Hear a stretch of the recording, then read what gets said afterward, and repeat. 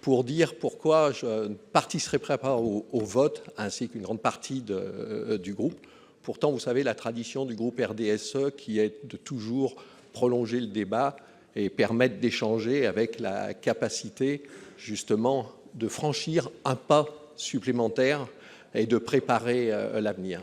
Alors, moi, je m'exprime en tant que, à la fois médecin, qui a prêté le serment d'Hippocrate et qui pourtant considère que d'accompagner les gens et de rendre le dernier acte vital, c'est-à-dire leur trépas, de façon digne et respectueuse de leurs souhaits, est un progrès médical qui va être apporté. C'est un soin que nous apportons aux gens, de les accompagner jusqu'au dernier moment de leur vie, plutôt que les laisser dans des états de désespérance tels qu'ils peuvent en être conduits à faire des choses qui sont dramatiques pour elles-mêmes, pour leur entourage, pour les équipes soignantes.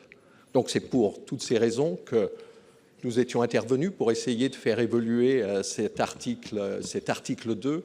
J'ai voté pour l'article 2, justement, pour qu'on essaye d'avoir comme un premier pas un petit point en avance, ainsi que notre groupe. Hélas, la conjonction de ceux qui, finalement, votent pour en commission, contre en séance, rendent ce débat complètement illisible et incompréhensible d'ailleurs pour nos concitoyens. Donc moi, je ne veux pas être associé encore à cette confusion qui va être entretenue et donc nous ne participerons pas au vote pour cet article 2. Notre collègue Fialaire pour explication de vote.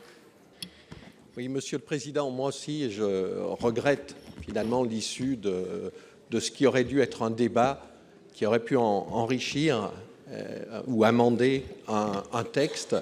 Je rappelle que la fin de vie a reçu un avis favorable de la Convention citoyenne à une très large majorité, du Conseil consultatif national d'éthique, dont on peut penser ce qu'on veut, mais qui a justement une réflexion profonde, et de l'Académie de médecine. Donc, lorsque tout le monde parle au nom des autres, il faut peut-être respecter justement les paroles qui ont été affirmées. Alors, il y a toujours eu un grand débat finalement et une grande opposition philosophique entre la médecine et le droit.